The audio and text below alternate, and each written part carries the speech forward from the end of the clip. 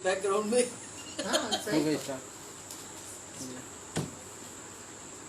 Hallelujah, praise the Lord. परमेश्वर का धन्यवाद हो, प्रभु की स्तुति और महिमा हो कि एक बार फिर से परमेश्वर ने हमें इकट्ठा किया है, ये मौका दिया है कि हम उसके वचन को सीख सकें, उसके वचन को बांट सकें।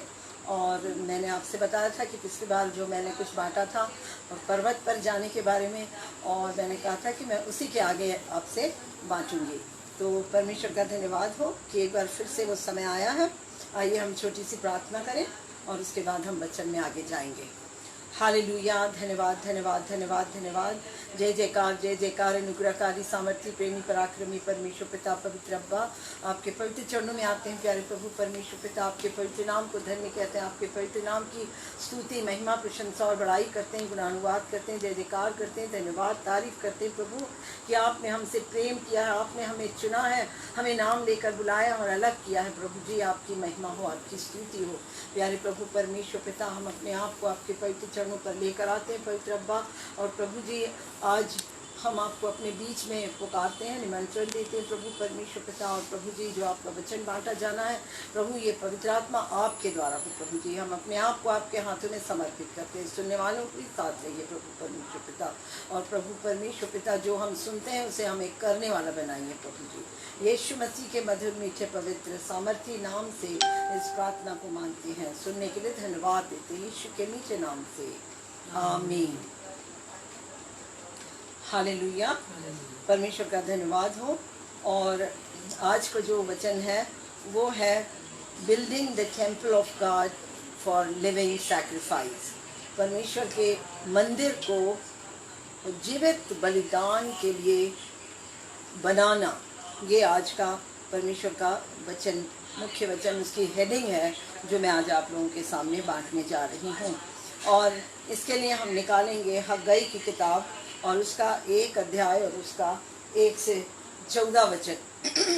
और इस वचन को जब मैं आपके सामने पढ़ूंगी और हम आज यही सीखेंगे कि how to build the temple of God for the living sacrifice, कि हम परमेश्वर के मंदिर को, परमेश्वर का मंदिर, उसको हम किस तरह से बनाएं परमेश्वर को जीवित बलिदान चढ़ाने के लिए। तो ये हागे की किताब पुराने नियम की किताब है और ये यीशु मसीह के जन्म से 520 साल पहले लिखी गई है।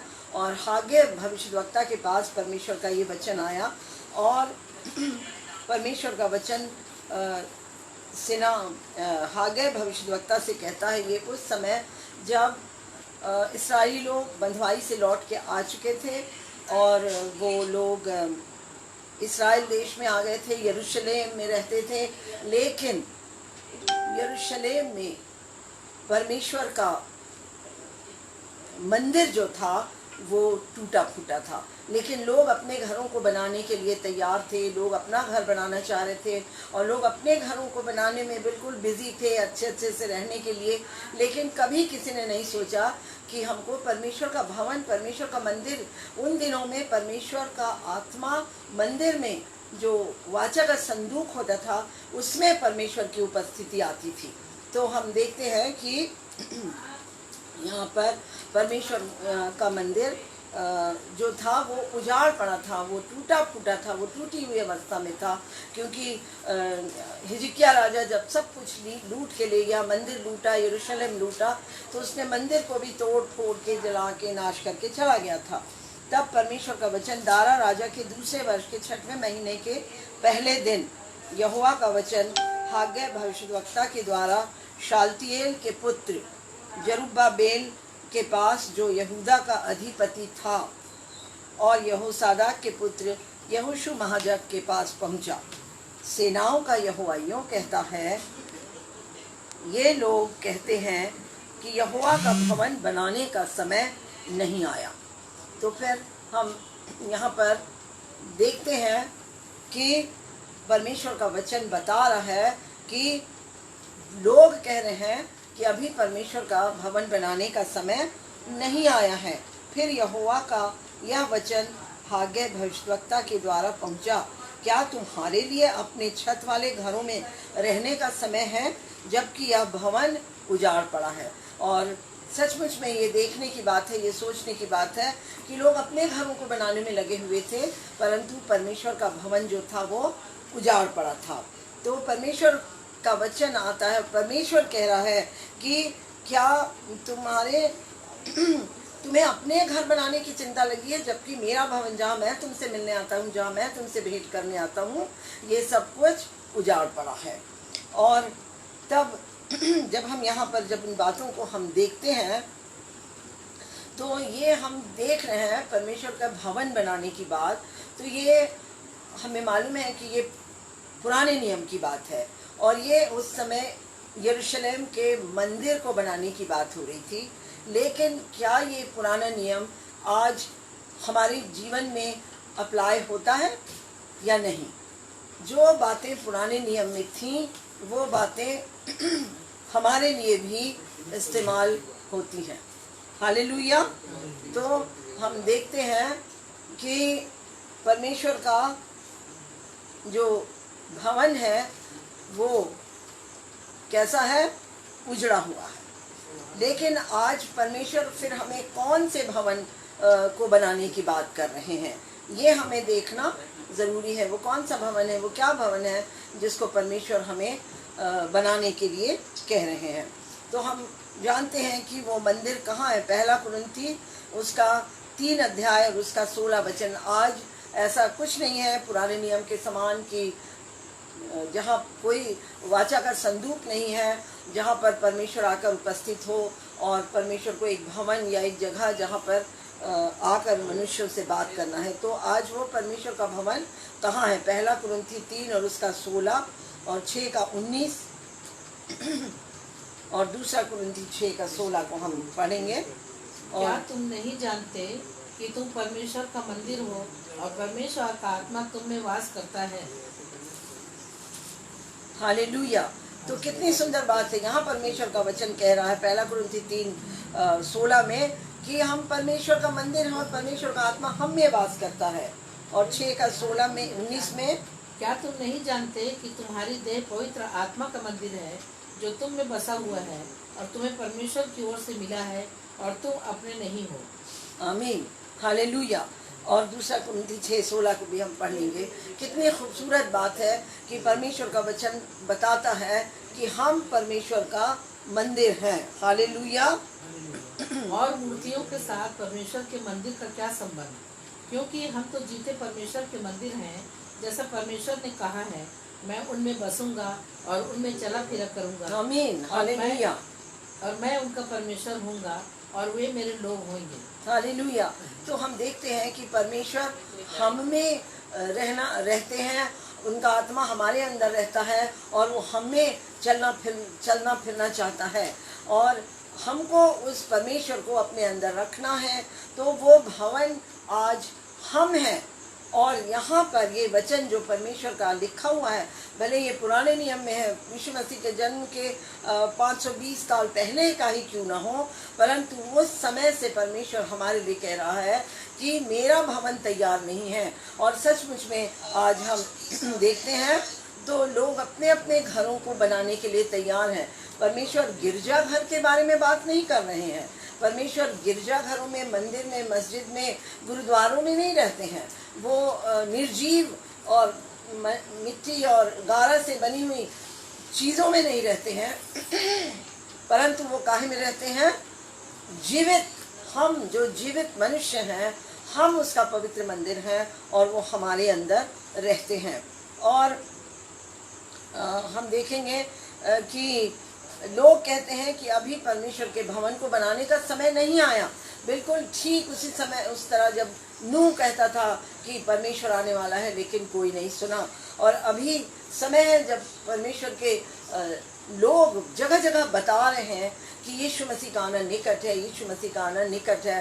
परंतु मैं कई लोगों को ये बोलते सुनती हूँ कि अभी नहीं है, अभी बहुत से लोग सुने नहीं हैं, अभी बहुत से लोग ऐसे नहीं हुए। लेकिन मैं एक सवाल पूछती हूँ, क्या परमेश्वर के लिए कोई काम कठिन है कि वो एक समूह जो प्रभु कभी का नाम कभी ना सुना हो, क्या वो परमेश्वर को ना जाने?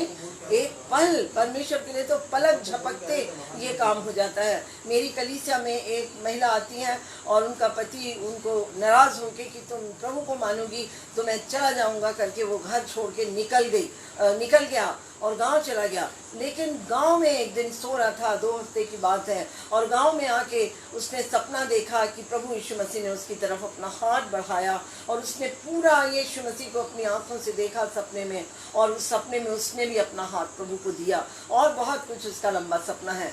पलक झपकते वो वापस लौट के आया और अपनी पत्नी से फिर से वही सवाल पूछा कि क्या तुम प्रभु को मानोगी? और उसकी पत्नी ने कहा हाँ मैं प्रभु को मानूंगी। और उसने कहा और मैं भी तुम्हारे साथ प्रभु को मानूंगा। तो क्या हम देखते हैं कि क्या उसको बदलने के लिए परमेश्वर को कितना समय लगा? कोई समय नहीं लगा। हालेलुया। तो हम परमेश्वर का धन्यवाद करते हैं कि परमेश्वर के लिए सब काम पलक झपकते हो सकते हैं। इसलिए हमें ये नहीं कहना है, मत्ती की किताब उसके 24 अध्याय 45 से 51। और वह विश्वास योग्य और बुद्धिमान दास कौन है जिसे स्वामी ने अपने नौकर चाकरों पर सरदार ठहराया कि समय पर उन्हें भोजन दे? धन्य वह दास जिसे उसका स्वामी आकर ऐसा ही करते पाए। और मैं तुमसे सच कहता हूँ कि वह उसे अपनी सारी संपत्ति पर अधिकारी ठहराएगा। परंतु यदि वह दुष्ट दास सोचने लगे कि मेरे स्वामी के आने में देर है और अपने साथी दासों को पीटने लगे और पियक्कड़ों के साथ खाए पिए, तो उस दास का स्वामी ऐसे दिन आएगा जब वह उसकी बाट न जोता हो और ऐसी घड़ी जिसे वह न जानता हो। आमीन, हालेलुया। तब वह उसे भारी ताड़ना देगा और उसका भाग कपटियों के साथ ठहराएगा। तो हम यहाँ पर देखते हैं कि परमेश्वर का वचन बता रहा है कि हमको हर समय तैयार रहना। हम ये ना कहें, अगर हम कोई लोग हमें बता रहे हैं कि यीशु का आना निकट है, बेनेहन बता रहे हैं कि प्रभु ने कहा इतना निकट है कि हो सकता है कि आज रात आ जाएं, इतने निकट। और परमेश्वर के भविष्यद्वक्ता, परमेश्वर के दास बेनेहन को हम जानते हैं कि वो कितने महान परमेश्वर के दास हैं और बहुतों पर परमेश्वर प्रकट कर रहे हैं। तो जब परमेश्वर का वचन हमें बताता है तो हमें ये अपनी बुद्धि और समझ का सहारा नहीं लेना है।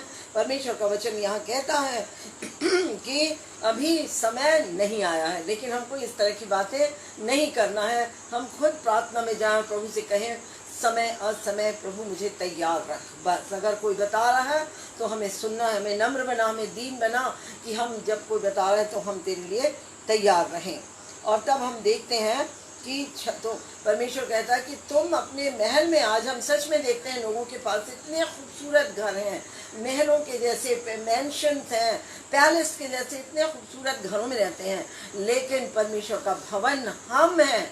और वहाँ लिखा है कि जब वो आए, जब परमेश्वर ने हमें बहुत कुछ सौंपा है, हमें जिम्मेदारी सौंपी है और हमें आज्ञा दी है और हमें कमीशन दिया है कार्य को करने का, लेकिन हम वो सब नहीं कर रहे हैं। हम तैयार नहीं रहे, पी रहे हैं, खा रहे हैं और अपने रास्ते चल रहे हैं। अभी आना, परमेश्वर के आने में देर है सोच के।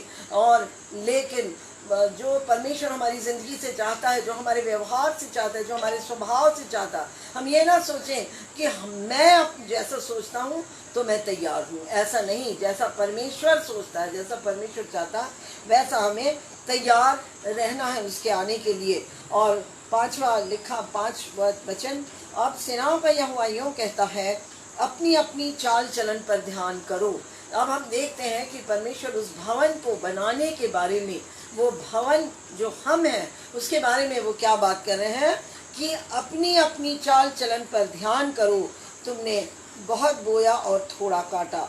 तो यहाँ पर हम देखते हैं कि परमेश्वर कह रहे हैं कि उस भवन को, मंदिर को बनाओ और उन आशीषों को जो मैंने तुम्हें दी है उनको पाओ। हम अपनी परमेश्वर के रास्ते पर हम नहीं चलते हैं तो हम अपनी ज़िंदगी से आशीषों को खो देते हैं। और 7वें वचन में भी हम आएंगे तो यहाँ लिखा है, सेनाओं का यहोवा तुमसे यूं कहता है, अपने अपने चाल चलन पर सोचो। तो पहली बात यहाँ पर जो परमेश्वर ने मुझे बताई, 3 बातें जो इस भवन को, जो हम हैं, इस भवन को जिसमें परमेश्वर आके रहना चाहते हैं, जिसमें परमेश्वर आके वास करना चाहते हैं, यदि हम परमेश्वर को शोकित करते हैं तो उनका आत्मा हमारे अंदर से निकल जाता है। यदि हम गलत काम करते हैं तो वो हमारे अंदर आके वास नहीं कर सकते। यदि हमारे अंदर पीने का आत्मा है, झूठ बोलने का आत्मा, चोरी करने का आत्मा, हर प्रकार की इस तरह की आत्माएं जो हमारी ज़िंदगी को रूल करती हैं, और हमें प्रेम ना करने का सबसे बड़ा क्या है? सबसे बड़ा प्रेम है। और यदि प्रेम ही हमारे अंदर ना हो तो फिर कुछ नहीं। और यदि हम प्रेम रखें तो क्या कहता है? यदि हम प्रेम रखें तो हम तो परमेश्वर की सारी व्यवस्था को पूरा करते हैं। हालेलुया। तो फिर हम यहाँ देखते हैं कि पहली बात 7वें वचन में भी, 5वें में भी अपनी चाल चलन पर ध्यान करो, 7वें में अपने अपने चाल चलन पर सोचो। 2 बार चाल चलन के ऊपर ध्यान करना और उसके ऊपर सोचना लिखा हुआ है। तो पहली चीज जो भवन को बनाना है वो अपने चाल चलन के द्वारा। और फिर हम आगे आते हैं, इसको मैं फिर अगली बार आपके साथ बांटूंगी। और दूसरा वचन जो है आगे, जब हम 8 वचन में आते हैं तो यहाँ पर लिखा है कि पहाड़ पर चढ़ जाओ। जो मैंने अपने पिछले वचन में बांटा था कि पहाड़ पर चढ़ना, यानी उस ऊंचाइयों पर, उस पर्वत, वो पर्वत है वो प्रार्थना का, ऊंचाइयों की वो प्रार्थना की कॉलिंग, जहाँ हमको जाना है प्रार्थना में परमेश्वर के साथ ऊपर, और परमेश्वर वहाँ हमसे मिलने के लिए नीचे आएंगे। वो मीटिंग प्लेस ऑफ गॉड, उस जगह में हमको जाना है जहाँ परमेश्वर हमसे मिलने आएंगे। प्रार्थना का वो स्थान, परमेश्वर के मिलने का वो स्थान। तो पहाड़ पर चढ़ाओ। दूसरी बात है go up to the mountain। तो पहला है कि consider your ways, और दूसरा है कि go up to the mountain, अपने चाल चलन को देखो और पर्वत पर ऊपर चढ़ आओ।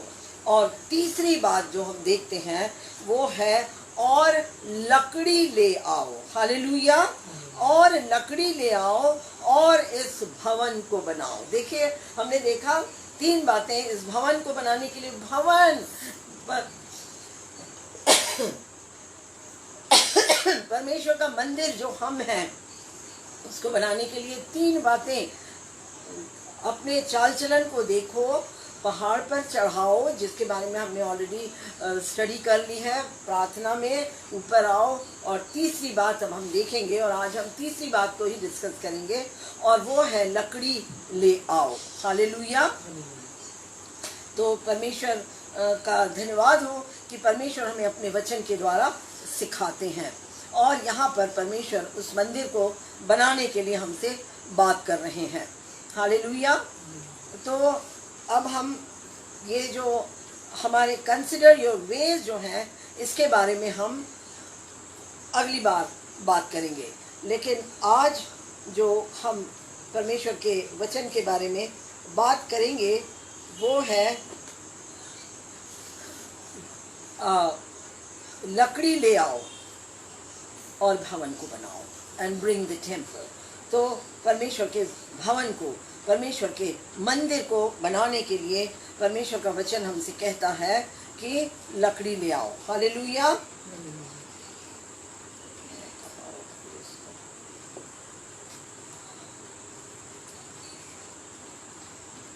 तो हम यहाँ पर देखेंगे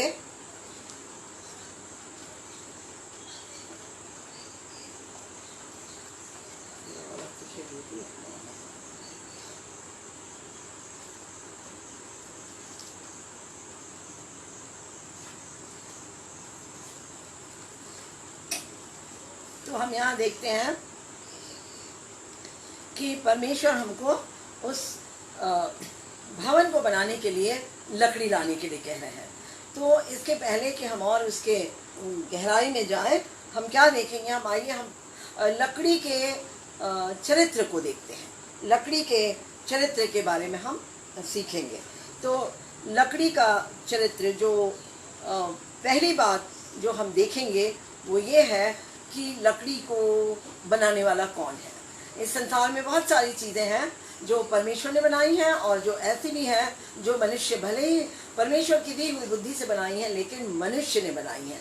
तो हम यहाँ पर क्या देखते हैं कि जो लकड़ी है वो कहाँ से आती है? एक पेड़ से आती है। और वो पेड़ को कौन बनाता है? परमेश्वर बनाता है। पेड़ को कभी कोई मनुष्य नहीं बनाता। हालेलुया। और उसी पेड़ से लकड़ी आती है। हालेलुया, परमेश्वर का धन्यवाद हो। तो पहला बात, पहली क्वालिटी, पहली चीज जो है वो क्या है कि परमेश्वर का जो लकड़ी है, जो पेड़ है, वो परमेश्वर का बनाया हुआ है। हालेलुया। और फिर हम देखते हैं दूसरी चीज है कि लकड़ी जो है वो अपने में जीवन को रखता है। हालेलुया। लकड़ी जो है वो अपने में जीवन को रखता है। तो जब लकड़ी अपने में जीवन को रखता है, जब हम इस बात को देखते हैं तो हम क्या देखते हैं कि एक पेड़ होता है जो वो जीवित होता है, उसमें फल लगते हैं, उसमें बीज होता है और वो आगे बढ़ता है, वो फलवंत होता है, उससे और पेड़ होते हैं और फल होता है और वो दूसरों को आशीषित करता है। तो जो पेड़ है या लकड़ी है उसमें क्या होता है? जीवन को कंटेन करता है, अपने में जीवन को रखता है। और तीसरी बात जो हम देखते हैं वो ये है कि वो जलने वाला है, ज्वलनशील है, वो जलता है, वो आग को पकड़ता है। और चौथी बात जो हम देखेंगे वो ये है कि वो आग को कैच करता है। हालेलुया। जलता है, स्वयं जलता है और दूसरों से भी आग को लेके खुद भी जल जाता है। तो ये आसानी से जलता है। और फिर हम पांचवी बात को हम देखते हैं कि ये आग को फैलाता है। ये अपने में ही समेट के आग को नहीं रखता, परंतु ये आग को आगे फैलाता है। हालेलुया। और छठवीं बात जो है वो हम देखते हैं कि वो बहुत यूज़फुल रहता है, बहुत उपयोगी होता है और मनुष्यों के बहुत से कामों में आता है, खाना बनाने में और घर बनाने में, बहुत सारे कामों में। पर जो सबसे बड़ी चीज़ है वो घर बनाने में, और घर बनाना जब हम बोलते हैं तो इसका मतलब होता है शेल्टर, एक छाया जो जिसके अंदर मनुष्य अपने आप को सुरक्षित पाता है। तो हम देखते हैं कि परमेश्वर क्या करता है कि परमेश्वर बताता है कि ये जो है वो यूज़फुल होता है, हमारे लिए उपयोगी है। और जो सातवीं बात जो है वो है ये अपने आप को, इसको धीमा करो, और वो ये है कि जो लकड़ी है वो पानी में उपला जाती है, वो पानी में तैरती है। लकड़ी जो है वो पानी में डूबती नहीं है। हालेलुया। लकड़ी जो है वो पानी में नहीं डूबती। तो जो पानी है वो क्या है? पानी जो है वो समस्या को भी दर्शाता है। परमेश्वर का वचन कहता है कि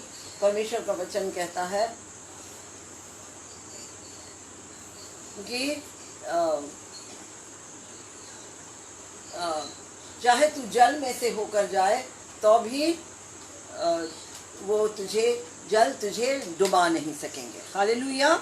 तो परमेश्वर का वचन हमें बताता है कि जल वो दुख है, तकलीफ है, पीड़ा है, मुसीबत, समस्याएं हैं, वो जो हमको डुबा सकती हैं। लेकिन लकड़ी का चरित्र कैसा है कि उसको वो डुबा नहीं सकते। हालेलुया।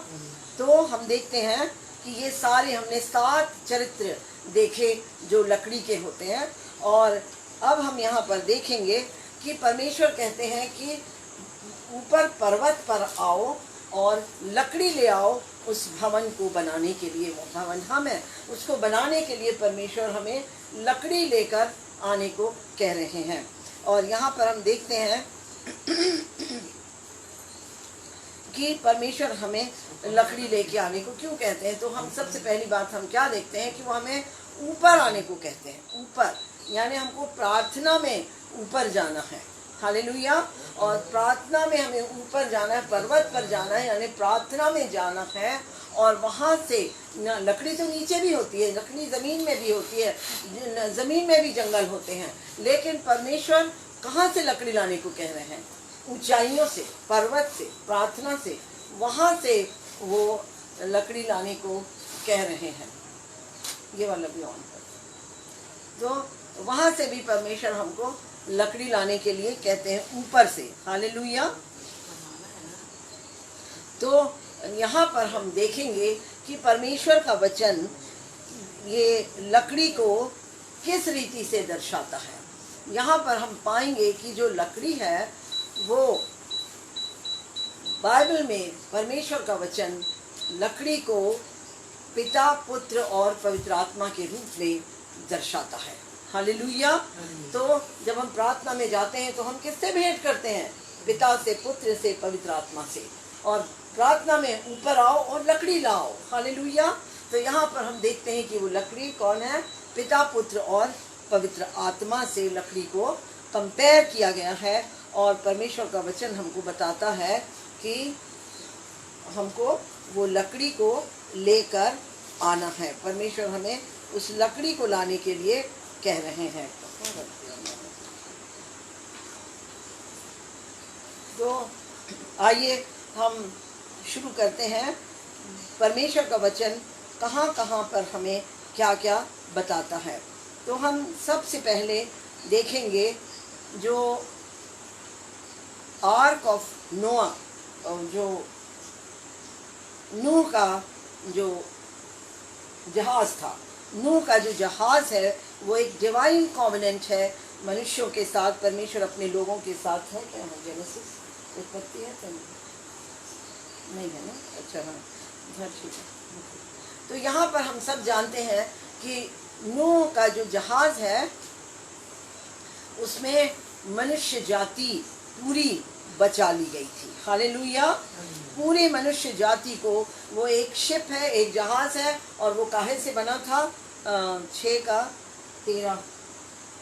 तब परमेश्वर ने नूह से कहा, सब प्राणियों के अंत करने का प्रश्न मेरे सामने आ गया है, क्योंकि उनके कारण पृथ्वी उपद्रव से भर गई है। इसलिए मैं उनको पृथ्वी समेत नष्ट कर डालूंगा। इसलिए तू गोपोर वृक्ष के लकड़ी का यहाँ पर हम जहाज देखते बना हैं। इसलिए तू गोमेर वृक्ष का, क्या लिखा है? गोपेर वृक्ष का एक जहाज बना। तो वो जहाज जो था वो भी काहे का बना हुआ था? एक लकड़ी का, एक वृक्ष। परमेश्वर ने एक स्पेशल वृक्ष के बारे में बात किया और उस वृक्ष से वो जहाज बना। वो लकड़ी होती है, उससे जहाज बना। और उस जहाज में क्या हुआ? मनुष्य जाति बच गई पूरी। सिर्फ हम सब किसमें थे? नूह के अंदर थे। बाकी पूरी मनुष्य जाति नाश हो गई, लेकिन एक नूह को बचाकर हम सब जो आज इस संसार में हैं, परमेश्वर ने हम सबको बचा लिया। हालेलुया। तो उस पानी में जब पानी ऊपर आया, लोग चिल्लाने लगे, जो कभी बारिश नहीं देखे थे। पानी ऊपर बढ़ता गया, लोगों का घर डूबता गया, लोग डूबते गए, लेकिन नूह का जहाज पानी के ऊपर ऊपर चलता गया। हालेलुया। और वो पर्वतों की ऊंचाई तक चला गया और उसमें जो लोग थे वो सुरक्षित ही रहे। तो यहाँ पर हम क्या देखते हैं कि जो हमारा पिता परमेश्वर है वो क्या कहता है कि लकड़ी ले आओ और अपने जहाज को, अपने मेरे भवन को, मेरे मंदिर को बनाओ। और तो पिता के पास जो जाएगा, पिता में जो समाएगा, वो लकड़ी यानी जहाज जिसमें वो सब समा गया, नूह और उसका परिवार, वो सुरक्षित हो गए। और भजन संहिता 91 में भी हम देखते हैं कि क्या ही धन्य वो मनुष्य ना जिसने परम पिता परमेश्वर को अपना धाम मान लिया है और उसके छाया में अपने आप का शरण दिया है। तो हम वो उसके चरणों में ठिकाना पाता है। हालेलुया। तो कितनी बड़ी बात है। परमेश्वर का वचन बताता है कि लकड़ी वो पिता है। यहाँ पर हम देखते हैं कि परमेश्वर है जिसमें हम जाते हैं तो हम सुरक्षित हो जाते हैं। हालेलुया। और फिर हम देखेंगे कि नूह के बाद हम देखते हैं मूसा के जीवन के बारे में भी। और मूसा के जीवन में हम क्या पाते हैं कि मूसा भी एक पैदा हुआ था और उसका जीवन मौत उसके सामने खड़ी थी, मुंह फाड़ के खोल के, लेकिन क्या होता है कि उसकी माँ एक वो लेकर आती है, एक्सोडस 2:3, निर्गमन 2:3, और उसकी माँ एक लकड़ी की टोकरी बनाती है। जब वह उसे और छिपा न सकी तब उसके लिए सरकंडों की एक टोकरी लेकर उस पर चिकनी मिट्टी और राल लगाई। हालेलुया। और यहाँ पर हम देखते हैं कि उसकी माँ ने क्या किया, सरकंडे क्या होते हैं, वो भी लकड़ी है, हल्की फुल्की लकड़ी होती है, सरकंडे की एक टोकनी बनाई उसने। वो टोकनी काहे की थी, लकड़ी की थी, और उसमें राल लगाया, जो कुछ लगाया और उसको तैयार किया और मूसा को उसमें डाल लिया। कभी भी सिपाही आके उस बच्चे को छीन के ले जाके मार सकते थे, कत्ल कर सकते थे, लेकिन उसकी माँ ने उस लकड़ी की टोकनी में मूसा को डाला और कहाँ डाल दिया, पानी में, नील नदी में डाल दिया कि जा। वो बच्चा कहीं भी जा सकता था, लेकिन परमेश्वर का धन्यवाद हो कि मूसा डूबा नहीं। और वो जब वो उस लकड़ी में आ गया, जब उस लकड़ी में समा गया, जब वो परमेश्वर के हाथों में सौंप दिया गया, तो वो कहाँ पहुंच गया, मृत्यु से वो महल में पहुंच गया। हालेलुया। परमेश्वर के की रक्षा, जब परमेश्वर के संरक्षण में जब हम होते हैं तो हमारा कोई कुछ बिगाड़ नहीं सकता, और हम परमेश्वर का धन्यवाद करते हैं कि वो हमको बचाता है और हमारी रक्षा करता है। और इस तरह से मूसा महल में पहुंच गया। निर्गमन और उसका 3 का भी हम पढ़ेंगे, और उसका 2 और 3। और फिर हम जानते हैं कि मूसा महलों में बड़ा हुआ, राजा बनने वाला था, लेकिन जब वो जंगल में पहुंचा दिया गया तो वहाँ पर उसने एक बर्निंग बुश देखा, जलती हुई झाड़ी देखी। हालेलुया। और परमेश्वर के दूत ने एक कटीली झाड़ी के बीच आग की लौ में उसको दर्शन दिया, और उसने दृष्टि उठाकर देखा कि झाड़ी जल रही है और भस्म नहीं होती। हालेलुया। कितनी बड़ी बात है, हमारा परमेश्वर आग है, परंतु क्या लिखा है, भस्म करने वाली आग है। किस चीज को, जो गलत बातें हैं, जो गलत चीजें हैं, उनको भस्म करती है, लेकिन वो अपने लोगों को, अपने बच्चों को रक्षा देती है, सुरक्षा देती है। परमेश्वर एक ऐसी आग है जो नाश नहीं करता अपने बच्चों को। हालेलुया। जो उसमें जाते हैं, जो उसके पास जाते हैं, जो उसमें समा जाते हैं, वो उनको नाश नहीं करती, परंतु उनके अंदर के पापों को भस्म कर देती है। वो परमेश्वर की आग उनके गंदी बातों को, उनके गंदे चरित्र को, उनके गलत स्वभाव को नष्ट करती है, भस्म करती है, लेकिन वो उन्हें नष्ट नहीं करती। हमारा परमेश्वर कितना महान है। वो झाड़ी जल रही है, और पर मूसा देखा है कि अब थोड़ी देर में शायद जल जाएगी। फिर अचानक मूसा का ध्यान गया तो देखता है झाड़ी अभी तक जल रही है, फिर देखता है तो झाड़ी अभी तक जल रही है। तो वो हैरान हो गया कि झाड़ी जल तो रही है, लेकिन खत्म नहीं होती, आग नहीं लगती इसमें। हालेलुया। तो ऐसा हमारा परमेश्वर है। हालेलुया। और फिर हम और आगे जाएंगे, और फिर हम देखते हैं कि फिर मूसा को जब वो झाड़ी के पास गया तो परमेश्वर ने मूसा से क्या कहा, तेरे हाथ में जो लाठी है उसको नीचे डाल दे। अब मूसा के हाथ की लाठी क्या है, वो भी लकड़ी है, लाठी भी लकड़ी होती है। तो परमेश्वर कहता है कि अपनी लाठी नीचे डाल, और जब वो लाठी को नीचे डालता है तो वो लाठी का क्या होता है, वो लाठी सांप बन जाती है। हालेलुया।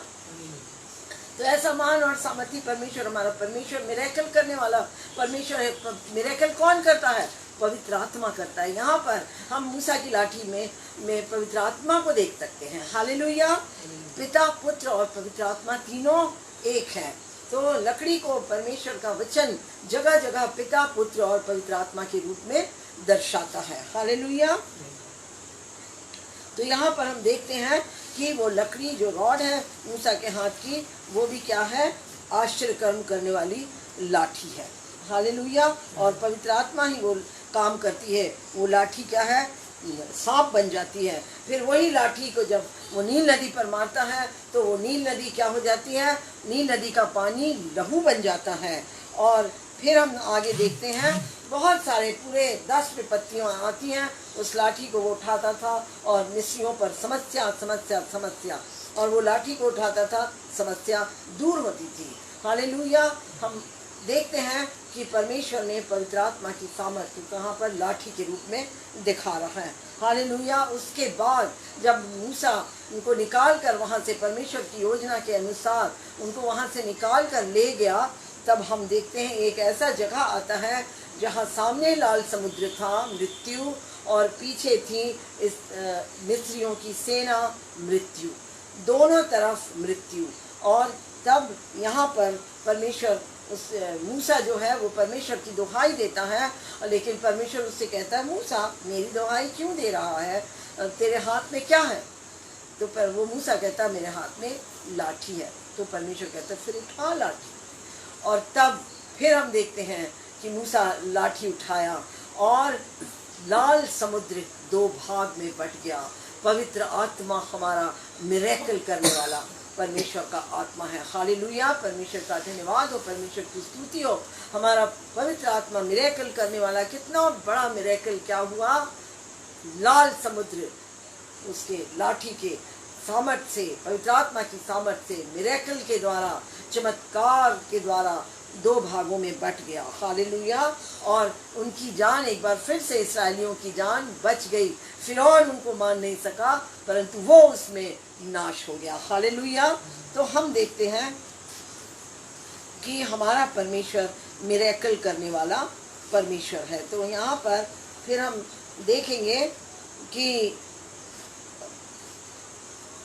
एक बार जब इस्राएली लोग जंगल से जा रहे थे, जब वो निकल रहे थे, विल्डरनेस से क्रॉस हो रहे थे, और तब उनको एक जगह प्यास लगती है और पानी नहीं होता। और ये वचन पाया जाता है एक्सोडस उसके 17 के 5 और 6 में। मैं नहीं खुलवाऊंगी, मैं आपको याद दिलाती हूँ, मुझे विश्वास है कि आप ये सब जानते हैं। निर्गमन 17, 5 और 6 में, और यहाँ पर लिखा है कि परमेश्वर, मूसा, फिर उन लोग चिल्लाते हैं, मूसा परमेश्वर को पुकारता है, और तब मूसा जो है वो जाता है परमेश्वर के पास, और परमेश्वर बोलता है कि मूसा तू उस चट्टान पर जा और मैं वहाँ खड़ा रहूँगा, और तू उस चट्टान को अपनी लाठी से मारना और तब मैं उसमें से पानी निकलेगा। तो यहाँ पर भी हम पिता, पुत्र और पवित्र आत्मा की यूनिटी को देखते हैं, और उसके द्वारा जीवन का जल बह निकला, और वहाँ पर लोग नाश नहीं हो पाए। उनको पीने के लिए, बिना पानी के इंसान ज़्यादा दिन जीवित नहीं रह सकता, और फिर वहाँ पर उन्होंने जीवन पाया। हालेलुया। और हम निकालेंगे निर्गमन की किताब, उसका 15 अध्याय और उसका 23 से 25 वचन में भी। और यहाँ पर भी हम देखते हैं कि मारा करके एक जगह है, एक स्थान है, और उस मारा स्थान में भी क्या होता है कि पानी जो था वो खारा निकलता है। तो वो कहते हैं कि मूसा यहाँ का पानी खारा है, हम पानी पी नहीं सकते, हम प्यासे हैं, हम कहाँ से पानी लाएं? तब वहाँ पर परमेश्वर का वचन लिखा है कि परमेश्वर ने उसे एक पौधा दिखाया। फिर मारा नामक एक स्थान पर पौधा, तब मूसा ने यहोवा की दुहाई दी, और यहोवा ने उसे एक पौधा बता दिया, जिससे जब उसने पानी में डाला तब वह पानी मीठा हो गया। हालेलुया। तो हम यहाँ पर क्या देखते हैं कि परमेश्वर ने उसको एक पेड़ दिखाया, इंग्लिश में ट्री लिखा है, और पेड़ दिखाया, और उसको उसने तोड़ कर, उसकी डाली या कुछ भी है, उस लकड़ी को तोड़ के, पेड़ की लकड़ी को जब उस पानी में डाला तो वो पानी कैसा हो गया? मीठा हो गया। हालेलुया। पवित्र आत्मा ऐसे कठोर मनुष्यों का जीवन को बदल देती है, पाप से भरे मनुष्यों का चरित्र बदल देती है, हमारा स्वभाव बदल देता, हमारा जीवन बदल देता। वो पानी कैसा था? खारा था, और वो खारा पानी कैसा हो गया? मीठा हो गया। काहे के द्वारा? वो पेड़ जिसमें क्या था, वो लकड़ी जिसको परमेश्वर ने दिखाया था, उसको मूसा ने उसमें डाला, और उसको उसमें डालने के द्वारा क्या हुआ? वो पानी मीठा हो गया। पवित्र आत्मा की सामर्थ के द्वारा हमारा जीवन बदल जाता है, और हमारा चरित्र, हमारा स्वभाव, हमारा गुण और एक पापी मनुष्य जो है वो धर्मी बन जाता है पवित्र आत्मा की सामर्थ के द्वारा। हालेलुया। और फिर हम देखते हैं एक और एक्सोडस की किताब निर्गमन और उसके 17 अध्याय 9 से 13 में भी हम पाते हैं कि जो इस्राएली जब जा रहे थे तो अमालेकी एक जाति थी, वो अमालेकी जाति उनसे युद्ध करने के लिए आती है। और जब अमालेकी उनसे युद्ध करने के लिए जाती है तो मूसा उनसे कहता है कि मैं पहाड़ पर ऊपर जाता हूँ, मैं पहाड़ पर ऊपर जाता हूँ और वो अपने रॉड को मैं ऊपर रखूँगा। उस रॉड को, उस छड़ी को, उस लाठी को जो मूसा के हाथ में थी, वो कहता है कि मैं उसको ऊपर रखूँगा। और खाली वही हिस्सा तब मूसा ने यहोशू से लाठी कहा, वाला हिस्सा। हमारे लिए कई पुरुषों को चुनकर छांट ले।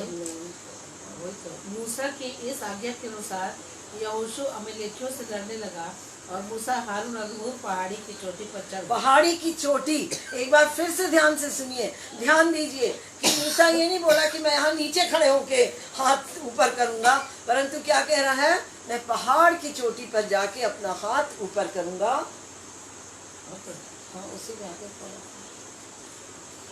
तब मूसा अपना हाथ उठाए रहता था, तब तक जो इस्राएल प्रबल होता था, परंतु जब तक वो उसे नीचे करता तब तक अमालेक प्रबल होता था। आमीन। तो हम यहाँ पर देखते हैं कि मूसा अपना हाथ उठा के रखता था और मूसा का हाथ जब थक जाता था तो हूर और हारून दो व्यक्ति थे और यहोशू और कालेब लड़ रहे थे सेना को लेके, और हूर और हारून मूसा का हाथ पत्थर पर रख के एक उसको संभाल के रखे थे। और उसके हाथ में क्या था, उसके हाथ में लाठी थी और उस लाठी को वो ऊपर रखा था। और उस लाठी को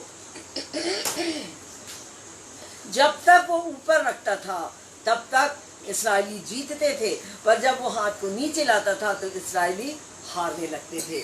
तो क्या है यहाँ पर भी हम एक बार फिर से देखते हैं, पहाड़ी पर्वत पर प्रार्थना के द्वारा वो अपने हाथ को ऊपर उठाया परमेश्वर की तरफ से। जब तक वो अपने हाथ को परमेश्वर के हाथ में दिए रहता था, प्रार्थना के द्वारा वो जीतता था। पवित्र आत्मा से जब तक वो जुड़ा रहता था, उस लाठी के परमेश्वर के द्वारा, परमेश्वर की उपस्थिति के द्वारा इस्राएल जीतता था। पर जब उसका हाथ नीचे आता था तो वो लोग हारने लगते थे। परमेश्वर की सामर्थ देखिए। प्रार्थना, मैंने पिछली बार बताया, प्रार्थना में ऊंचाई में हमें जाना है और वो लाठी जो हमारे हाथ में है वो परमेश्वर की सामर्थ है। कभी वो पवित्र आत्मा है और कभी वो परमेश्वर के रूप में है। हालेलुया।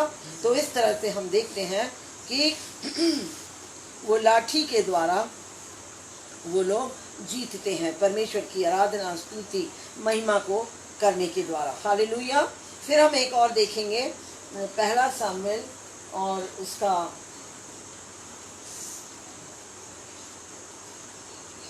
पहला सामुएल और उसका 17 का 40, यहाँ दाऊद के बारे में लिखा है। और ये दाऊद के ये जो कहानी सब जानते हैं कि वो गोलियात से लड़ने के लिए गया, सब डर के मारे बैठे थे पीछे, लेकिन दाऊद छोटा बच्चा कहता कौन है वो जो परमेश्वर की सेना को ललकार रहा है, और वो आगे जाता है लड़ने के लिए, बोलता है मैं जाऊंगा। वो अपने सारे राजा के वस्त्र उतार देता है, हथियार, और बोलता है ये सब मुझे नहीं चाहिए, और वो जाता है आगे। लेकिन जब वो जाता है तो सबसे पहले वो क्या लेता है, 40 को हम देखेंगे।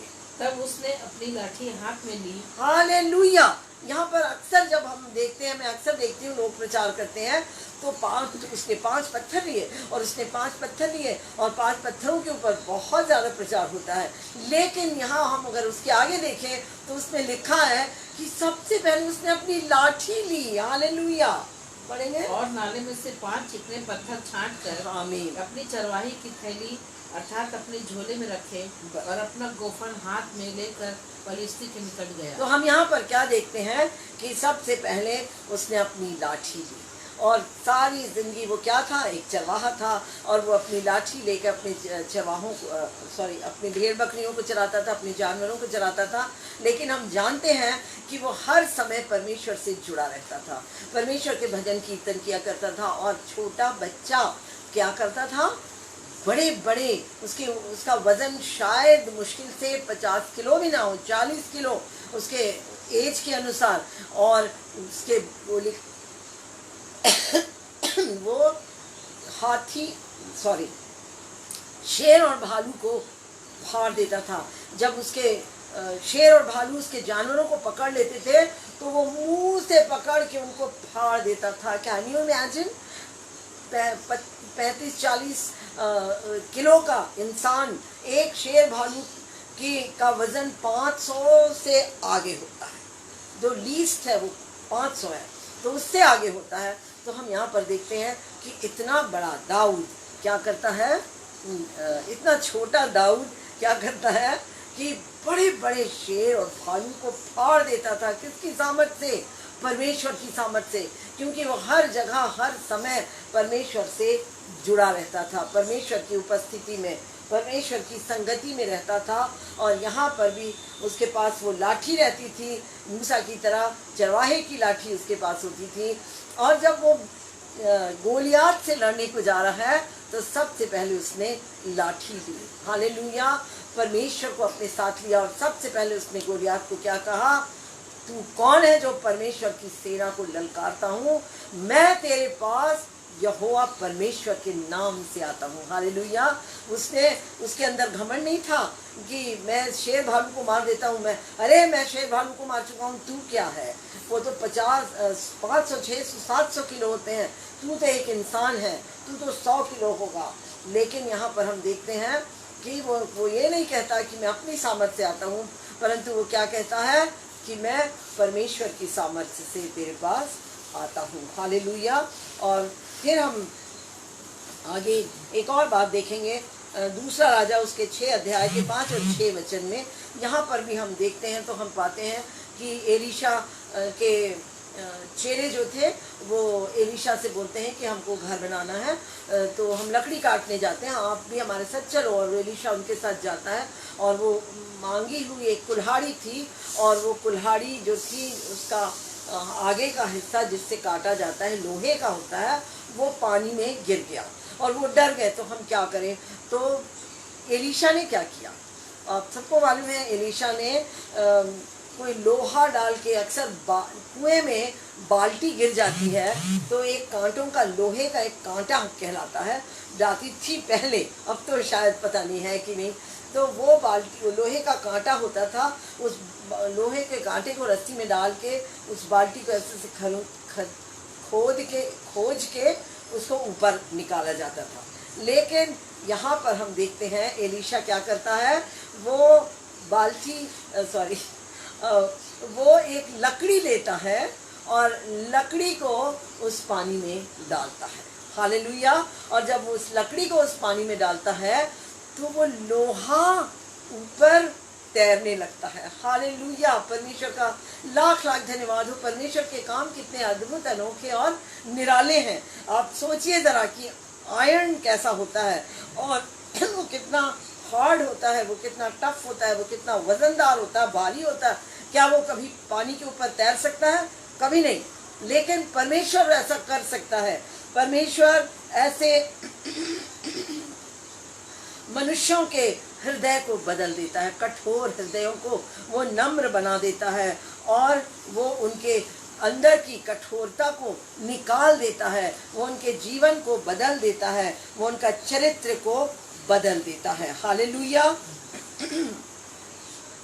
तो हमारा परमेश्वर पवित्र आत्मा का ये काम है कि वो घमंड से भरा हुआ एक इंसान डूबता है और उसको वो निकाल कर पानी में हल्का कर देता है, उसका जीवन बदल देता है, उसके अंदर का पाप निकाल देता है, उसके अंदर का बोझ, ये सब बोझ से दबे लोगों मेरे पास आओ। और जब वो उसका बोझ निकाल कर फेंक देता है और उसको हल्का बनाकर पानी में तैरा देता है। Hallelujah, praise the Lord. फिर हम और आगे देखेंगे नीति वचन में भी हम जब जाते हैं उसके 23 अध्याय का 13 और 14, और जब हम नीति वचन 13 और 14 को पढ़ते हैं तो वहाँ पर हम पाते हैं परमेश्वर का वचन कहता है कि अपने बच्चे की, अपने पुत्र की छड़ी से ताड़ना कर। हालेलुया। तो परमेश्वर कहते हैं अपने बच्चे की छड़ी से ताड़ना कर। तो यहाँ पर इब्रानी उसका 5 से 11 को हम पढ़ेंगे। और यहाँ पर परमेश्वर का वचन कहता है कि जब परमेश्वर जिससे प्यार करता है वो ताड़ना देता है। परमेश्वर की ताड़ना को हल्की बात ना जान। परमेश्वर आपको सुधारना चाहता है, परमेश्वर आपको ऊंचा उठाना चाहता है, परमेश्वर आपको श्रेष्ठ बनाना चाहता है। तो परमेश्वर कहते हैं कि परमेश्वर की ताड़ना को हल्की बात मत जान। और तुम उस उपदेश को जो तुमको पुत्रों के समान दिया जाता है भूल पुत्र गए। के समान। हे मेरे पुत्र, प्रभु की ताड़ना को हल्की आमीन बात न जान। आमीन। और जब वह तुझे घुड़के तो साहस न छोड़, क्योंकि प्रभु जिससे प्रेम करता है उसकी ताड़ना भी करता है। आमीन। प्रभु जिससे प्रेम करता है उससे ताड़ना करता है। यदि आप अपने बच्चे से प्रेम करते हैं तो आप जरूर ताड़ना करेंगे। मैं अक्सर देखती हूँ लोग बोलते हैं अभी छोटा है, अभी छोड़ दो, अभी कुछ नहीं होता, और बच्चा माँ को ऐसे ऐसे मारता है और माँ ऐसा ऐसा करती है। हमको वहीं बच्चे को बहुत छुटपन में बच्चों को रोकना है कि वो गलत काम ना करें, और यही हमारा पिता हमारे साथ करता है। और जिसे पुत्र बना लेता है उसको कोड़े भी लगाता है। जिसे पुत्र बनाता है उसे कोड़े लगाता है। आपकी जिंदगी में दुख और तकलीफ और पीड़ा और समस्याएं आएंगी। आप ये मत समझना कि आप परमेश्वर के बच्चे हैं इसलिए आपकी जिंदगी में तकलीफ नहीं आएगी। परमेश्वर का वचन बताता है कि परमेश्वर जिससे प्यार करता है उसकी ताड़ना भी करता है। हालेलुया। तुम दुख को ताड़ना समझ कर सह लो। मेरी बहन मुझसे बोला करती थी, कभी जब हमारी ज़िंदगी में ऐसे कोई लोग आते हैं जो हमें बहुत पीड़ा देते हैं, दुख देते हैं, तकलीफ़ देते हैं, तो मेरी बहन मुझसे कहती थी कि हम इसको परमेश्वर की अग्नि माने और उस व्यक्ति के लिए, उस इंसान के लिए जो हमारी ज़िंदगी में दुख लाते हैं उनके लिए हम प्रार्थना करें, उनके लिए धन्यवाद दें। क्योंकि वो हमारी ज़िंदगी में अग्नि बनकर आए हैं, और यदि हम अग्नि में से ना गुजारे जाएं तो हम चमक के कैसे आएंगे। हालेलुया। तो याद रखें कि जब परमेश्वर हमारी ज़िंदगी में ऐसे ताड़ना लाता है, किसी मनुष्य के द्वारा, किसी परिस्थिति के द्वारा, किसी बीमारी के द्वारा, किसी संकट समस्या के द्वारा, किसी भी बात के द्वारा, तो हम उसको हल्की बात ना जाने और हम अपने आप को दे दें। परमेश्वर तुम्हें पुत्र जानकर तुम्हारे साथ बर्ताव करता है। वह कौन सा पुत्र है जिसकी ताड़ना पिता नहीं करता। आमीन। जब सांसारिक पिता हमारी ताड़ना करते हैं तो आत्मिक पिता हमारी ताड़ना क्यों ना करेंगे। हालेलुया। ताड़ना जिसके भागी सब होते हैं तुम्हारी नहीं हुई तो तुम पुत्र नहीं, आमीन, वे विचार की संतान ठहरे। फिर जबकि हमारे शारीरिक पिता भी हमारी ताड़ना किया करते थे और हमने उनका आदर किया, तो क्या आत्माओं के पिता के और भी अधीन न रहे। तो जब हमारी जिंदगी में दुख और तकलीफ और पीड़ा आती है तो हमको याद रखना है कि वो भी एक प्रकार की ताड़ना है, एक रॉड है, परमेश्वर का रॉड है, वो छड़ी है जिसके द्वारा परमेश्वर हमको सुधारते हैं। वो आग है जिसमें से हमको गुजारते हैं, और आग कहाँ होती है? लकड़ी में होती है। हालेलुया। तो जब वो आग में से गुजारते हैं तो हम उसको आनंद की बात समझें, आनंद की बात जानें। और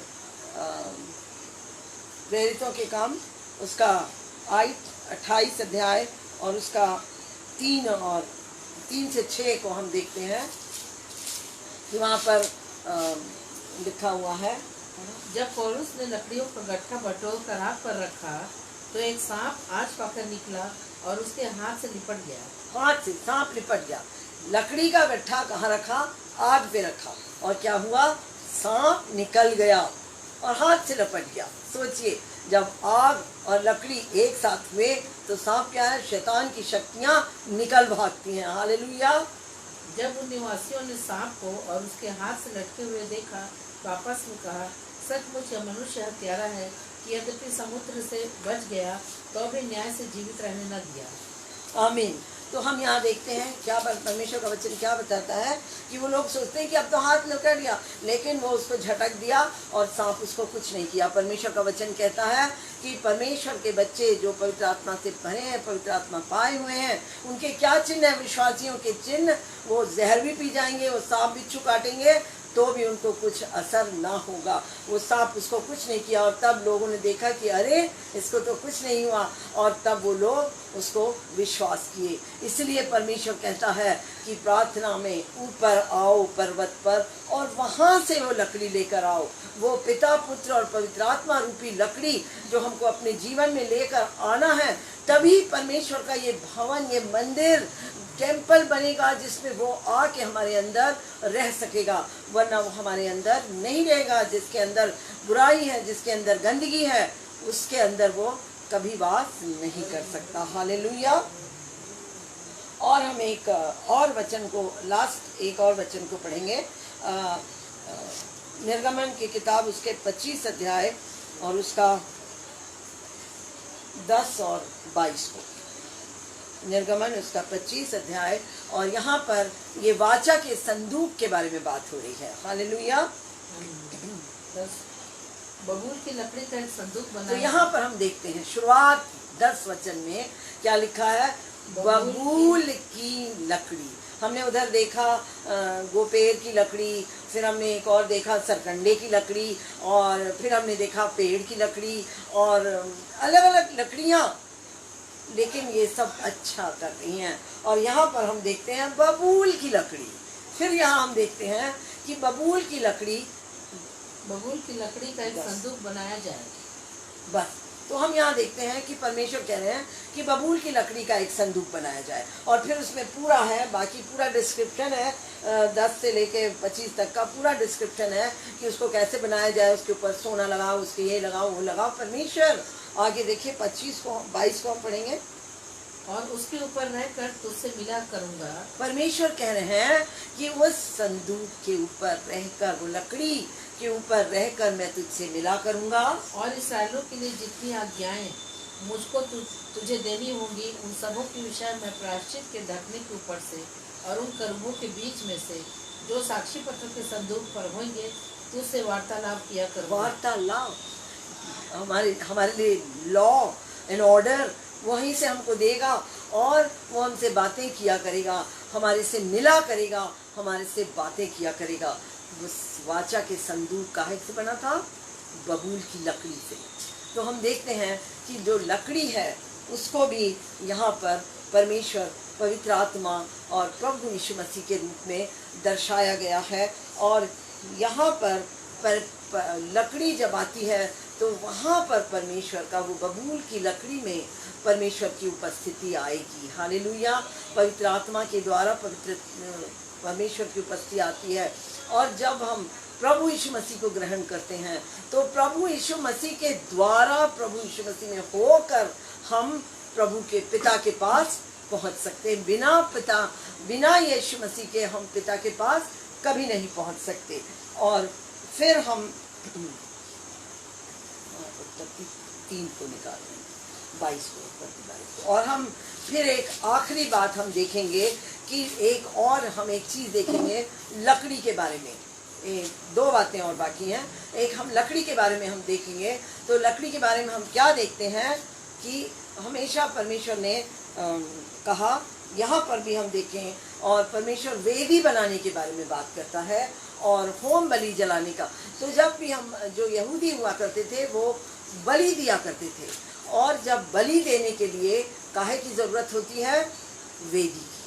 तो आज हम वेदी में, जब वेदी के बारे में सोचते हैं, तो अगर हम बहुत सुंदर एक सीमेंट की वेदी अगर बना लेते हैं, तो बिना लकड़ी के उस वेदी में बलिदान ग्रहण योग्य नहीं होता। हालेलुया।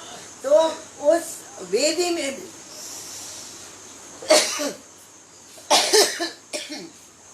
काहे की जरूरत होती है?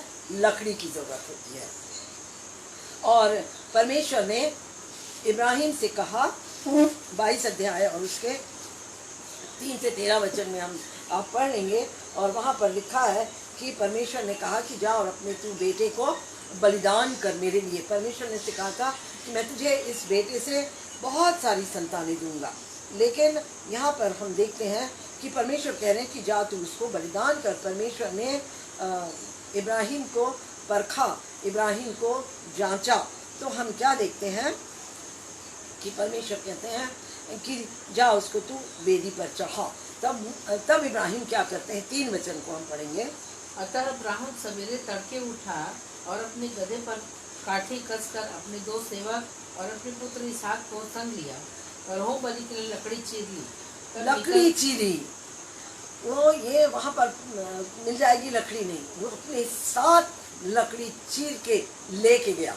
वो ऊपर पर्वत पर जा रहा था और वहाँ उसको लकड़ी मिल सकती थी, लेकिन वो अपने साथ परमेश्वर को और परमेश्वर की सामर्थ को अपने साथ लेकर जाता है। पवित्र आत्मा के रूप में, पवित्र आत्मा के रूप में, परमेश्वर की सामर्थ के रूप में वो अपने बेटे और उसको लेता है और वो लकड़ी चीरता है और लकड़ी को अपने साथ लेकर जाता है। परमेश्वर की उपस्थिति को वो अपने साथ लेकर जाता है। और जब वो परमेश्वर की उपस्थिति में अगर वो ना जाता तो क्या वो ये लड़ाई जीत सकता? क्या वो ये परीक्षा में पास हो पाता? वो कभी इस परीक्षा में पास ना हो पाता। क्यों? क्योंकि जब वो 3 दिन के रास्ते में चल के जा रहा है, 3 दिन और 3 रात भी होते हैं, तो 3 दिन और 3 रात के रास्ते में जब वो चल के जा रहा है तो हम क्या देखते हैं कि शैतान ने उससे कितनी तरह से बातें किया होगा कि तू क्या कर रहा है, तू पागल हो गया होगा, तुझे एक ही बेटा है, तू उसको कैसे मार रहा है। जैसे उसने लूसीफर से बातें की वैसे ही वो इब्राहिम से भी बातें किया। और 3 रात और 3 दिन कम नहीं होते हैं और इतने दिन शैतान उससे बात करता रहा। और उसके अंदर का अपना मन भी, इंसान के अंदर अपना मन भी होता है। परमेश्वर कहता है कि सबसे अधिक अपने मन की रक्षा कर, क्योंकि ये सबसे अधिक धोखा देने वाला है। हालेलुया। सबसे अधिक धोखा देने वाला क्या है? हमारा मन है। तो परमेश्वर का वचन कहता है कि सबसे अधिक तो अपने मन की रक्षा कर, क्योंकि बहुत धोखा देने वाला है। तो उसका मन भी उसको बोल रहा है और शैतान भी उसको बोल रहा है कि तू मत जा, क्या कर रहा है, मत जा मत जा मत जा। परमेश्वर की उस काम को पूरा करने के लिए शैतान उसको रोक रहा है। लेकिन हम देखते हैं कि वो ऐसा काम नहीं करता, वो जीत जाता है। यहाँ पर हम देखते हैं कि जब उसका बेटा, और देखिए शैतान उसके बेटे के मुंह से बुलवाता है, पापा पापा लकड़ी भी है, आग भी है। वो आग भी लेता है और लकड़ी भी लेता है और उसके पास। तो हम देखते हैं कि पिता भी है और पवित्र आत्मा भी है, लेकिन पुत्र वहाँ उसको वेदी पर जब उसका बेटा उससे पूछता है, इसहाक पापा लकड़ी है, आग है, लेकिन बलि कहाँ है, जो चीज़ कुर्बानी कहाँ है, वो तो नहीं है। लेकिन पिता कहता है, इब्राहिम कहता है कि बेटा परमेश्वर उसका भी प्रबंध करेगा। हालेलुया। तो हम क्या देखते हैं कि जब वो जाता है, पुत्र को वो वेदी पर रख देता है और तब जब उसको मारने जाता है उसी समय उसको आवाज़ आती है और वो उस आवाज़ की दिशा में इब्राहिम रुक जा। और तब वो पीछे पलट कर देखता है और बोलता है कि देख,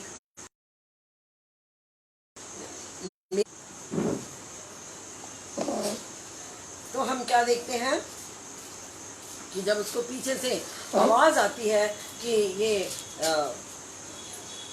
यहाँ है बलिदान, तो हम देखते हैं पुत्र। हालेलुया। वो मेढ़ा, वो लैम, वो मेमना वो वहाँ था। तो आग और लकड़ी और मेमना वहाँ तीनों उपस्थित होते हैं और वहाँ पर प्रभु यीशु मसीह के बलिदान का एक चित्र वहाँ पर दिखाया जाता है। हालेलुया। और तो फिर हम जब और आगे जाएंगे तो हम देखते हैं कि क्या है कि हम देखते हैं कि पुराने नियम में जो बलिदान होता था, जो ऑफरिंग होता था, वो ऑफरिंग काहे के लिए होता था? क्योंकि मनुष्य जाति क्या हो गई थी, गिर गई थी और वो परमेश्वर के पास जा नहीं सकती थी और परमेश्वर के सम्मुख नहीं जा सकती थी। तो वो बलिदान करते थे और परमेश्वर की आराधना और स्तुति करते थे और परमेश्वर से भेंट करने के लिए, रिकंसाइल, परमेश्वर से मिलने के लिए उस बलिदान के रूप में साथ में बलिदान करके उसका एक जरिया होता था। उस बलिदान के द्वारा वो प्रभु की आराधना स्तुति, जिससे वो दूर हो गए थे, जिससे वो अलग हो गए थे, वो उसके पास भेंट करने मिलने के लिए जाते थे। और यहाँ पर हम देखते हैं कि जो इब्राहिम जो है वो क्या करता है, होम बलि की लकड़ी लेता है। हालेलुया।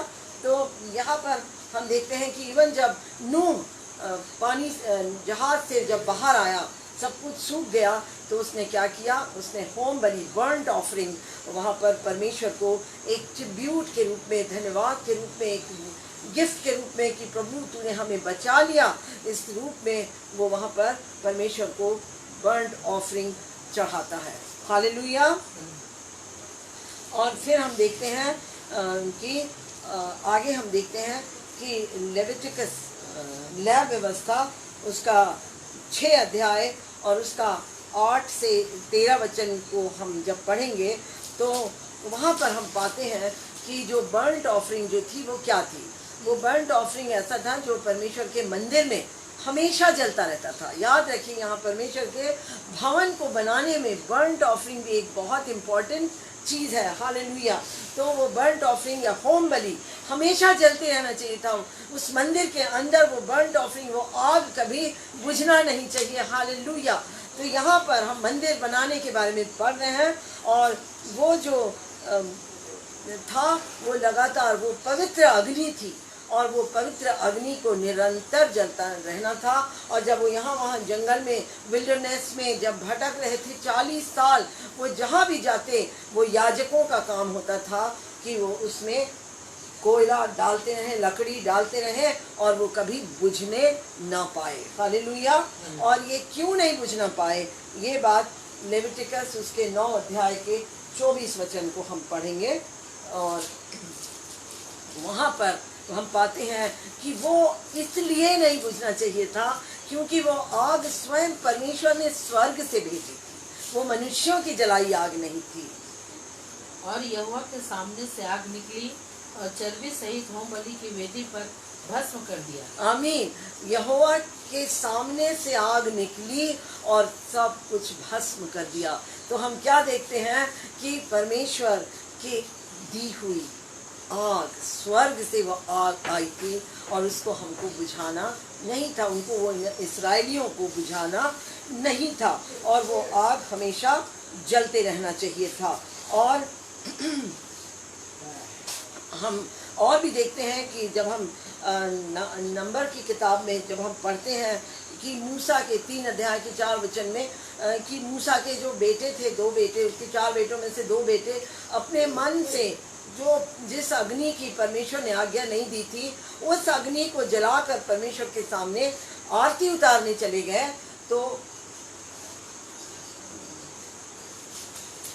नंबर 3:50, तो जब वो आरती उतारने चले गए तो परमेश्वर उनको नाश कर दिया। नादाब और अबीहू जिस समय सीने के जंगल में यहोवा के सन्मुख ऊपरी आग ले गए, उसी समय यहोवा के सामने मर गए थे। ऊपरी आग जिसकी आज्ञा परमेश्वर ने नहीं दी थी, वो अपने मन से कुछ भी कर रहे थे। परमेश्वर वो नहीं चाहता जो मनुष्य पसंद करता है। परमेश्वर चाहता है मेरे रीति है, विधि है, नियम है, लॉ है, ऑर्डर है और व्यवस्था है, तुम उसको मानो और उसको करो। अपनी बुद्धि और समझ का सहारा न लेना। हालेलुया। तो वो नष्ट हो गए।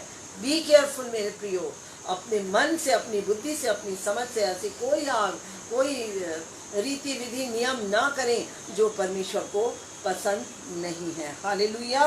तो हम देखते हैं और ड्यूट्रॉनमी उसके 4:24 में परमेश्वर का वचन बताता है कि परमेश्वर भस्म करने वाली आग है, कंज्यूमिंग फायर। वो बुराइयों को नष्ट कर देती है। और परमेश्वर की आग, जैसा हमने अभी देखा, कितनी सुंदर बात हमने देखी कि मूसा ने क्या देखा कि झाड़ी जल रही है लेकिन वो नष्ट नहीं होती।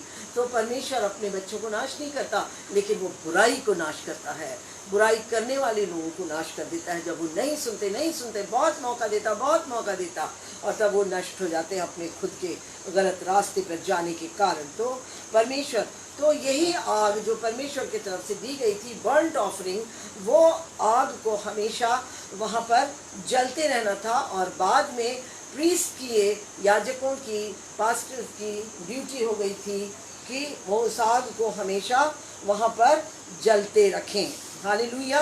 तो जब ये अब हम देखें कि वो बर्न्ट ऑफरिंग क्या है, कि वहाँ पर क्या होता था, पशु बलि होता था और वो बलि उस आग में डाला जाता था और पूरा जलते तक वो वहाँ राख बनते तक वहाँ वो आग जलती रहती थी निरंतर। और फिर वो राख को उठा के वहाँ से हटाया जाता था, बाहर ले जाते थे।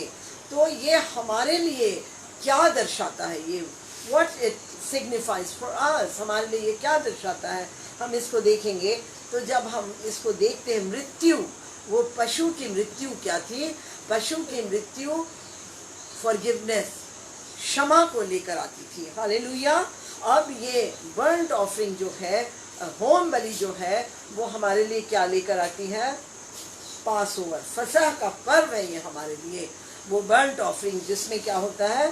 प्रभु यीशु मसीह हमारे लिए वो पशु, वो मेमना, वो जो बर्न्ट ऑफरिंग में चढ़ाया जाता था, होम बलि होते थे जो पशु, वो पशु कौन बना? स्वयं प्रभु यीशु मसीह हमारे लिए बने। तो फसह का पर्व हुआ हमारे लिए वो बर्न्ट ऑफरिंग। और उसके बाद क्या हुआ? उसके बाद क्या? उसके बाद हमें उसके पास जाना है, उस वेदी के पास हमको जाना है। उस वेदी के पास जाके प्रभु यीशु मसीह के बलिदान को हमको मानना, हमको ग्रहण करना, हमको स्वीकार करना है, क्योंकि वो ये सब कुछ किए तो किसके लिए किए? हमारे लिए, मेरे लिए। आप सबको कहना है कि मेरे लिए उन्होंने ये काम किया। हालेलुया। तो हम परमेश्वर का धन्यवाद करते हैं कि यहाँ पर बर्न्ट ऑफरिंग हमारे लिए क्या है? यीशु मसीह। और जब हम उसके पास जाते हैं तो परमेश्वर हमको उसके लहू से पूरी तरह से धोकर शुद्ध करते हैं, पवित्र करते हैं, साफ कर देते हैं। और हम उस समय परमेश्वर हमको वो एक आत्मिक आग देते हैं। हालेलुया।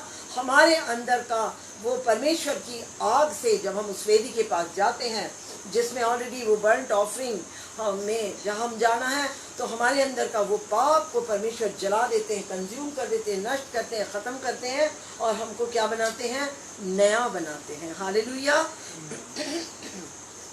और हमको नया बनाकर पूरी तरह से पूरी तरह से हमको खड़ा करते हैं। और तब हमारा जीवन परमेश्वर को समर्पित होता है। और तब हम अपने लिए नहीं होते, तब हम परमेश्वर के लिए जीते हैं। और हम अपने आप को, हमारी भी वहाँ मृत्यु होती है। हमको अपने आप को परमेश्वर को देना है, परमेश्वर को पूरी रीति से सौंपना है, हमको मरना है। प्रभु यीशु मसीह क्रूस पर हमारे लिए मरे। और एक आखिरी लकड़ी के बारे में जो मैं आपको बोलना चाहती हूँ वो ये है, यीशु मसीह की मृत्यु जहाँ हुई वो लकड़ी थी, वो क्रूस था जहाँ यीशु मसीह बलिदान हुए, जहाँ यीशु मसीह चढ़ाए गए, जहाँ यीशु मसीह ने अपना प्राण दिया। वो वेदी जो परमेश्वर के पास है, वो वेदी जहाँ पर परमेश्वर की, प्रभु यीशु मसीह की कुर्बानी ग्रहण की गई। हालेलुया। और वो पवित्र आत्मा की उपस्थिति जिसके कारण वो इतने सारे दुखों में से क्या कर सके? गुजर सके। हालेलुया। तो हम देखते हैं कि क्रूस, एक लास्ट टाइम हम देखते हैं कि ऑल्टर में क्या होता है, वेदी में क्या है? लकड़ी। और यहाँ पर प्रभु यीशु मसीह जिस वेदी में बलिदान हुए वो भी लकड़ी है, वो भी क्रूस है। हालेलुया। और अब हमारे लिए क्या है? हमारे लिए भी, हमको भी, जब अब हम परमेश्वर के पास आ गए, रोमियो की किताब उसके 12 अध्याय और उसका 1 वचन को हम पढ़ेंगे। जब हमारे अंदर की गंदगी खत्म हो गई, यीशु के लहू से हम धुल गए, यीशु के लहू से हम नए हो गए, शुद्ध हो गए, पवित्र हो गए, तो हमारे लिए अब क्या है?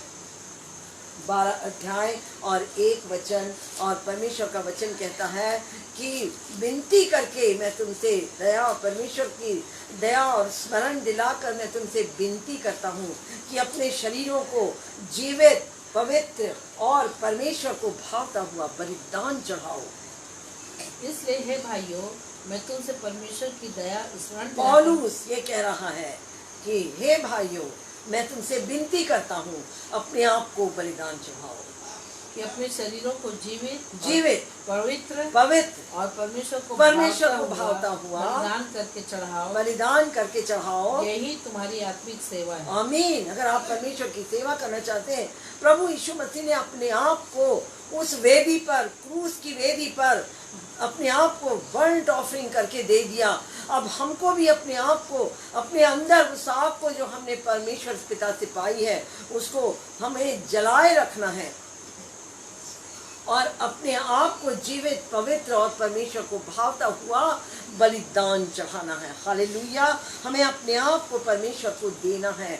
आज परमेश्वर को परमेश्वर कह रहे हैं कि तुम्हारे घर तैयार है, तुम्हारे पॉश घर तैयार है, तुम्हारा मैंशन तैयार है, तुम्हारे ब्यूटीफुल घर तैयार है, तुम्हारे पास सब कुछ है, लेकिन मेरा भवन जो तुम हो, क्या तुम तैयार हो? तुम तैयार नहीं हो। तो परमेश्वर आज आपसे कह रहे हैं कि अपने आप को तुम उस आग में, यदि परमेश्वर की वो आग, जब पहली बार आप परमेश्वर के पास आते हैं, जब हम पहली बार परमेश्वर के पास आते हैं, जब हमारा नया जन्म होता है, बिना नया जन्म पाए कोई स्वर्ग राज्य को नहीं देख सकता। जब हम पहली बार परमेश्वर के पास आते हैं, तब पर वो पवित्र आग जो परमेश्वर हमें देता है, जिसके द्वारा वो हमें शुद्ध करता है, जिसके द्वारा हमें वो पवित्र करता है और अपने योग्य तैयार करता है कि वो इसमें आके रह सके, उस आग को हमारे अंदर हमेशा क्या होना है? जलते रहना है। हालेलुया। और यदि वो आग किसी रीति से बुझने लगे, हमारी कई इच्छाएं, भावनाएं, चाहते और कई ऐसी बातें, गलत बातें, गलत स्वभाव, गलत जीवन, गलत चरित्र, गलत व्यवहार और प्रेम जो है, सबसे बड़ा प्रेम, यदि हमारे अंदर प्रेम ना हो तो मैं अन्य भाषा भी बोलूं और भविष्यवाणी भी करूं और अन्य भाषाओं का मतलब बताऊं, जो कुछ करें, बड़े बड़े काम करूं, मुर्दे जलाऊं, कुछ करूं, लेकिन प्रेम न रखूं, तो मैं छनछनाता हुआ पीतल और झनझनाता हुआ झांझ हूँ। प्रेम क्या है? आप इस बात को सोचिएगा कि प्रेम क्या होता है। हालेलुया। बलिदान। हालेलुया।